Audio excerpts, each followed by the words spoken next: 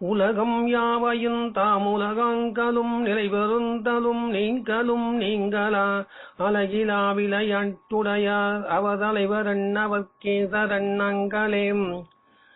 ஐவகைப் பொருளு 4 கரணமும் குணங்கள் 3 செய்வினை 2 ஒன்றியாவதும் திகைப்ப நின்ற பொய்யிருள் அகல ஞானப் பொருண்கதி விரிந்த புத்தேள் கைவளராடிச் செங்கண் கண்ணனை கருத்துள் வைப்பாம்.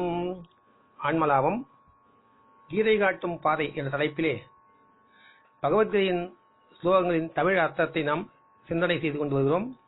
சென்ற முறை 2வது அத்தியாயம் 27வது ஸ்லோகம் வரையில் பார்த்திருக்கிறோம். தொடர்ந்து பகவான் உபதேசிக்கின்றார். 2வது அத்தியாயம் 28வது ஸ்லோகம். சரீரங்கள் ஆதியில் காணப்படாமல் இருந்து மத்தியில் சிறிது காலம் காணப்பட்டு முடிவில் காணப்படாமலே போகின்றன. பாரதா அவ்விஷயத்திலே புலம்புகை என்ன? ஸ்லோகம். உலகத்தின் ஆயுள் கோடிக்கணக்கான ஆண்டுகள். நம்முடைய ஆயுளோ மிக மிக சொற்பம். அதில் நம் வாழ்வு சாஸ்வதம் நிரந்தரமானது என்றே அட்டகாசத்தோடு ஆர்ப்பரித்து கொண்டு வாழ்கிறோம். தேகம் எப்போதும் இருக்கும் என்றே நினைக்கிறோம். தேகத்திற்கு ஒரு காலத்தில் மரணம் வரும் என்றோ அழிவு வரும் என்றோ நினைப்பதே இல்லை.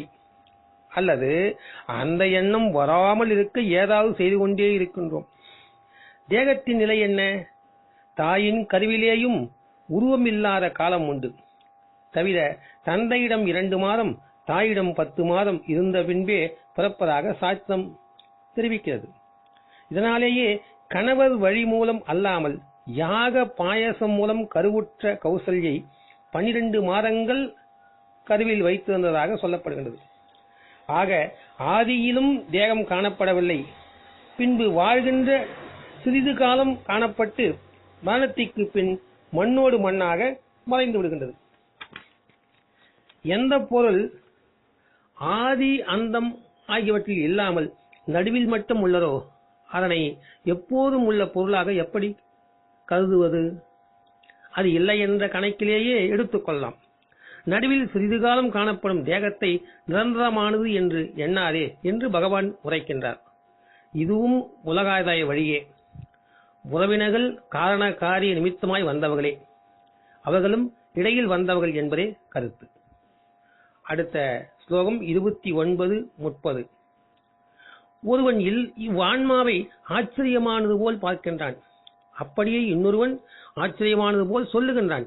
மற்றொருவன் இந்த ஆன்மாவை ஆச்சரியமானது போல் கேட்கிறான். ஆனால் இப்படி கேட்டும் அவர்களிலும் ஒருவனும் இந்த ஆன்மாவை உண்மையாக அறிவதே இல்லை.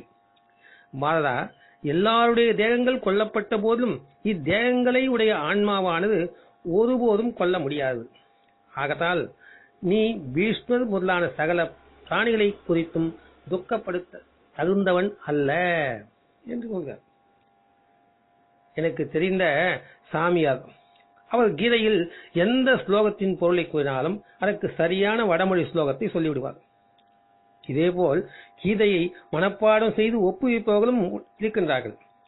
கீதையை படித்தால் மட்டும் போதாது, அதனால் பலன் ஏதும் பெரிதாக வந்துவிடாது. அதில் காட்டிய வழிமுறைகள் சாதனைக்கான விதிகள் பின்பற்ற வேண்டியவைகள். காலம் முழுவதும் திரும்ப திரும்ப படிப்பதனால் எந்த நன்மையும் ஏற்படாது. இந்த கருத்தையே இந்த ஸ்லோகம் சூசகமாக மறைமுகமாக உணர்த்துகின்றது. ஆன்மாவை பற்றி வேதாந்த நூல்கள் மூலம் படிக்கலாம், பலர் பேசுவதை கேட்கலாம், ஆன்மாவை பற்றி விவாதம் செய்யலாம். அதனால் எல்லாம் ஆன்மாவை அறிய முடியாது. எண்ணத்திற்கும் சொல்லுக்கும் மொழிக்கும் அப்பாற்பட்டது ஆன்மா. வேதாந்த சபைக்கு சென்று பாருங்கள், மிகப்பெரிய நீண்ட ஆத்ம விசாரம் செய்வார்கள். நமக்கும் தோன்றும், இனி பயப்பட தேவையில்லை, துன்பமோ இன்பமோ உடலுக்குத்தான், மான அவமானம் தேகத்துக்கே, ஆன்மா எதனாலும் பாதிக்கப்படாது என்று. ஆன்மா அழியாதது, இனி ஏன் மரணத்தைக் கண்டு அஞ்ச வேண்டும் என்று. வீட்டிற்கு வந்து திடீரென்று இதயத் துடிப்பு குறைய டாக்டர் பரிசோதித்து விட்டு 3 நாட்களுக்கு மேல் தாங்காது, விரும்பியதை எல்லாம் கொடுத்து விடுங்கள், உறவினருக்கு வந்து பார்க்க தகவல் அனுப்பிவிடுங்கள் என்பார். இதை கேட்டதும் மரணம் நமக்கு இல்லை, உடலுக்குத்தான் என்று தோன்றுகின்றதா என்ன? அப்படி தோன்றுவதே கிடையாது. ஆத்மா அழியாது என்று வேதாந்திகள் சொல்வது அந்த நேரத்தில் புலப்படுவதில்லை. காரணம், படித்து கேட்பது மட்டும் பலன் தராது. வாழ்க்கையில் பின்பற்றாமல் ஏட்டளவிலும் நாவளவிலும் படிப்பதால் சொல்வதால் எவ்வாறு பயன் கிட்டும்? சிலர் மந்திரங்களை லட்சம் கோடி என்று எழுதி அந்த காகித கட்டுகளை கோயிலில் சென்று கொடுத்து விட்டு வருவார்கள். சிலர் கோயில் வெளியில் இருந்தே ஒவ்வொரு படிக்கட்டாக குனிந்து தொட்டு கும்பிட்டுக் கொண்டே போவார்கள். ஒரு சமயம் கோயிலில் இந்த மாதம் 1008 முறை வலம் வந்தால் மன நிம்மதி கிடைக்கும், கவலைகள் நீங்கும் என்று ஒரு போர்டு எழுதி வைத்திருந்தார்கள். கோவிலுக்கு வரும் பெண்கள் அதை படித்துவிட்டு கோவிலை சுற்றத் துவங்கினார்கள். சுற்றுகின்ற சுற்றினை எண்ணுவதற்கு எளிதாக பாக்கு, கடலை போன்றவற்றை ஒவ்வொரு சுற்றின் போதும் ஒன்றை ஒரு இடத்தில் வைத்து விடுவார்கள். 2-3 பெண்கள் சேர்ந்து கொண்டு கூட்டம் கூட்டமாக சுற்றி வந்தது. அவங்க சுற்றும் போது கவனித்து பார்த்தேன். வீட்டு விஷயத்திலிருந்து ஊர்க்கதைகள் வரையில் பேசியபடியே வலம் வந்தார்கள். இதனால் என்ன பயன்? வேண்டுமானால் உடம்பு இளைக்கலாம், அல்லது கால் வலி வரலாம். இப்படியெல்லாம் செய்துவிட்டு எவ்வளவு கும்பிட்டாலும் தொடர்ந்து கஷ்டம் வந்து கொண்டே இருக்கிறதே என்று அங்கலாய்ப்பர். மனதை நெறிப்படுத்தாமல் மந்திரம் எழுதி குவித்தால் என்ன, வலம் வந்தால் என்ன? ஆன்மீகம் என்பது கற்பதற்கும் பேசுவதற்கும் பயன்படுத்தினால் பண்டிதன் ஆகலாம், பாராட்டுகள் கிடைக்கலாம், தனி மனித முன்னேற்றம் ஏற்படாது. அதனை அன்றாட வாழ்வில் கொண்டு வந்து பொருத்தி பார்த்து செம்மைப்படுத்தினால்தான் ஞானியாக உயரலாம். அடுத்த ஸ்லோகம் 31. இதுவும் அன்றி உனது சத்திய சுய தர்மத்தை நோக்கும் பொழுதும் போர் புரிய தயங்குவது உனக்கு சரியன்று. ஏனென்றால் நியாயமான யுத்தத்தினும் நன்மையானது சத்தியனுக்கு வேறில்லை என்கிறார் பகவான். கீதை முழுக்க சுதர்மத்தின் அடிப்படையை ஆதாரமாக கொண்டது என்றால் மிகையாகாது. ஒவ்வொருவருக்கும் சுதர்மம் உண்டு. சிலர் ஞானமடைய நூல்களை ஆராய்ச்சி செய்வார்கள். அதற்காக எதையும் தியாகம் செய்யக்கூட தயங்க மாட்டார். வேறு சிலர் அகமுக நாட்டம் இன்றி அதிகாரம், பதவி, அடக்கியாளும் தன்மை ஆகியவற்றை நாடி அதற்காக வாழ்நாள் முழுவதும் அலைவார். அவர்களுக்கு அதில்தான் சந்தோஷம் கிடைக்கும், மனம் லயிக்கும். முதலில் சொன்னவர்கள் பிராமணர்கள், பின்னவர்கள், அதாவது கடைசி இரண்டாவதாக சொன்னவர்கள் சத்திரியர். இந்த பாகுபாடு லட்சக்கணக்கான மக்களின் மனங்களை ஆராய்ந்த பின்னர் கண்டறிந்த பாகுபாடு. மனித ஜாதி அல்ல, இது மனம் சார்ந்த பாகுபாடு. அர்ஜுனன் சத்திரிய வம்சத்தில் பிறந்து விட்டதால் மட்டும் சத்திரியன் என்ற அர்த்தத்தில் பகவான் சொல்லவில்லை. அவன் போர்க்குணம் நிறைந்தவன். யுத்தத்தில்தான் அவன் ஆன்மா ஒளி வீசி திகழும். தத்துவத்தை படிப்பதிலோ பணம் குவிப்பதிலோ அவன் மனம் நிறைவடையாது. அவன் நன்கு அறிந்தவர் கிருஷ்ணர், அர்ஜுனனை நன்கு அறிந்தவர். இதனாலேயே சத்திரிய குணம் நிறைந்த அவனுக்கு அதுவே சுதர்மம் என்பதை உணர்ந்து போர் செய்யுமாறு கூறுகின்றார். அர்ஜுனன் இடத்தில் புத்தர் இருந்திருந்தால் இவ்வாறு உபதேசித்திருக்க மாட்டார். புத்தர் சத்திரிய பரம்பரையை சேர்ந்தவர், ஆனால் சத்திரிய குணம் அவரிடம் இல்லை, பிராமண குணம் கொண்டவர். துரோணர் சத்திரியர் அல்ல, ஆனால் சத்திரிய மனம் படைத்த பிராமணர். அர்ஜுனன் அப்படியல்ல. அதனால்தான் சத்திரிய குணம் கொண்ட அவன் போரிட தயங்குவது சரியல்ல, சுதர்மத்தை விட்டு விடாதே என்கிறார். அவன் சுதர்மத்தை விட்டு தேரிலிருந்து இறங்கி காட்டிற்கு ஓடிச் சென்றாலும் சில நாட்களே சும்மா இருக்க முடியும். அதன் பின்பு அவனது இயற்கை குணம் சுதர்மம் அவனை சும்மா இருக்க விடாது. செடி கொடி கொம்புகளை கொண்டு வில்லினை செய்து வேட்டையாடத் தொடங்கி விடுவான். காட்டில் செய்வதை இங்கே யுத்தகலத்தில் செய் என்பதே பகவான் கருத்து. அதுவும் நியாயமான முறையில் வாய்க்கப்பெற்ற யுத்தம். போர் வெறிக்காக தினவு எடுக்கும் தோளுக்காக மூண்டுவிட்ட போர் அல்ல. இத்தகைய போர் உண்மையான சத்திரியனுக்கு வரப்பிரசாதம் என்கின்றார். அனைவரும் அவர்களது தனித்தன்மையை கண்டறிய முயற்சிக்க வேண்டும். மல்லிகை தனது செடியில் ரோஜா அல்லது தாமரை மலர் பூக்க வேண்டும் என்று முயற்சி செய்தால் நிச்சயமாக ரோஜாவோ தாமரையோ மலராது. தவிரவும் செடியின் முயற்சி முழுவதும் வேறு திசையில் இருந்தாலும் மல்லிகையாக மலரக்கூடாது என அடம்பிடித்தாலும் சொந்த மலரான மல்லிகையும் கடைசியில் மலராமல் செடி பயனின்றி வாடத் தொடங்கிவிடும். மற்ற பூவும் மலராது. இதனால் இயல்பாக அசைந்து ஆடி பூத்து குலுங்க வேண்டிய செடி மகிழ்ச்சியை இழந்து தள்ளாடும். நம்முடைய தனித்தன்மையை அறிந்து கொள்ளாமல், அறிய முயற்சிக்காமல், பல்வேறு இயக்கங்கள் சொல்லிக் கொடுக்கின்ற, பணம் வசூலித்துக் கொண்டு போதிக்கின்ற, தியானத்தை கற்பதற்காக அலைமோதிக்கொண்டு பலரும் போகிறார்கள். அப்படி சென்றும் தியானத்தில் முன்னேறிவிட்டார்களா என்றால் இல்லை என்பதே பதில். ஏன்? ஒவ்வொருவருக்கும் ஒரு தர்மம் உண்டு. அதை அறிந்து அதன் பின் அந்த வழியில் முயற்சி செய்யாததே குறை. மற்றவர் வழியை காப்பி அடித்து மேலேற முயற்சித்தால் உழைப்பு தான் வீணாகும், பலன் கிட்டாது என்பதே கருத்து. அடுத்த ஸ்லோகம் 32வது ஸ்லோகம் பார்த்தா, முயற்சியின்றியே தற்செயலாய் நேர்ந்திருக்கின்றதும் சிறந்துள்ள சொர்க்க வாசலுமான இத்தகைய யுத்தத்தை எந்த சத்திரியர்கள் அடைவார்களோ அவர்கள் சுயிகள் என்கிறார் பகவான். ராவணன் போர்க்களத்தில் வீழ்ந்ததை கம்பன் அழகாக கூறுவான்.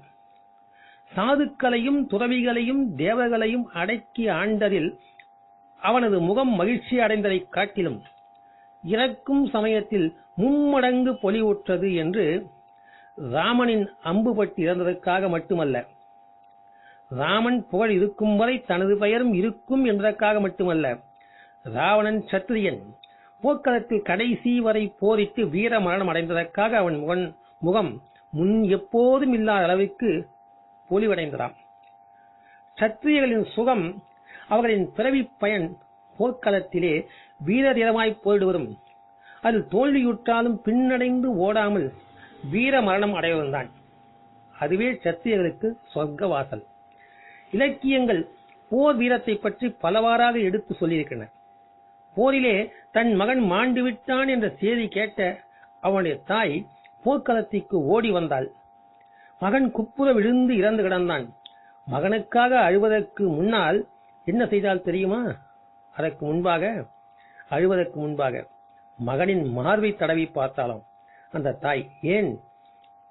வேல் மார்பில் பாய்ந்து வீரமரணம் அடைந்தானா அல்லது மாறாக முதுகிலே கொத்தப்பட்டு விழுந்தானா என்று கண்டறிய தடவினாலாம். அவனை புரட்டி பார்த்து மார்பிலே பாய்ந்த வேலை கண்ட பின்பே வீர மரணம் அடைந்தான் என்று பெருமை கொண்டதாம் அந்த தாயின் மனம். மகன் சாவிலே கூட வீரத்தை எதிர்பார்த்தாள். ஏன்னா சத்திரியனுடைய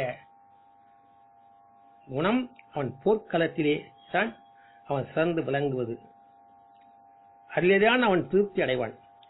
ஆம், எந்த ஒரு மனிதனும் சுதர்மத்தில் சுய இயல்பில் நின்று சந்தோஷம் அடைந்தால் அதுவே இவனுக்கு சொர்க்கம். சத்திரியனின் இயல்புக்கு போர்க்களமே ஒரு உரைக்கல், உரைத்து பார்க்கின்ற கல்.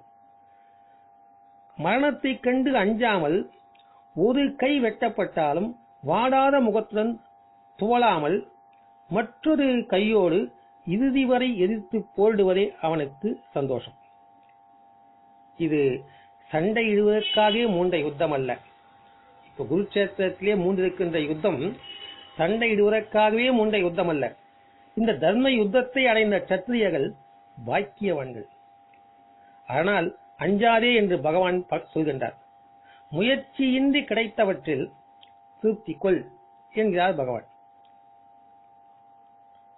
தானாக கிடைத்ததில் நம்முடைய கருத்தை அதிலே திணித்து இது சரியானது, இது தவறானது, இது தேவையானது கிடைக்கவில்லை, எது தேவையில்லையோ அது கிடைத்து விட்டது என்ற முணுமுணுப்போடு ஈடுபடும் போது மனம் அலைப்பாய்கிறது. கிடைத்ததை எப்படி எப்படி எடை போட்டு சந்தோஷமோ சஞ்சலமோ அடைந்தாலும் நடப்பது நடந்தே தீரும். விராட சக்தியின் செயலை யாரும் தடுக்க முடியாது. அப்படி இருக்க நடக்கின்ற நிகழ்வுகளில் நம்முடைய கருத்தை திணிப்பதால் பயன் என்ன? தானாக வந்து கிட்டியதில் திருப்தியுற்றால் மன சஞ்சலம் ஏற்படாது. மனம் அலையாவிட்டால் உடல் நலமும் கெடாது. கிடைத்தவற்றில் மகிழ்ச்சி கொள்வதே ஆன்மீக மனதின் அடிப்படைகளில் ஒன்றாகும். நாம் எப்போதும் எதையாவது பார்த்து சதா ஒரு கருத்தை சொல்லிக் கொண்டே இருக்கின்றோம். இது நல்லது, கெட்டது, இது தேவை, தேவையில்லை என்று இந்த கருத்து சொல்லுகின்ற பழக்கத்தை நாம் விட்டுவிட்டாலேயே மனம் அலைப்பாய்வது நின்றுவிடும். நாம் தொடர்ந்து பார்க்கலாம்.